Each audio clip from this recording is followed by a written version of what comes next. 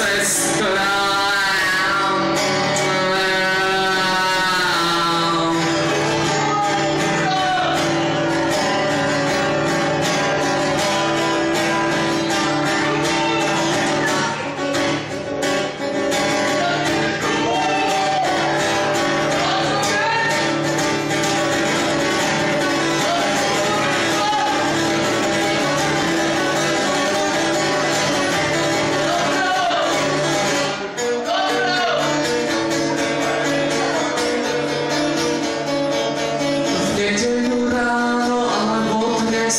Alebo včera večer v lese na kovalikách spala krásna žena s korinačkou a svojou mačkou namiesto očí a s výrazom zamilovanosti do všetkého.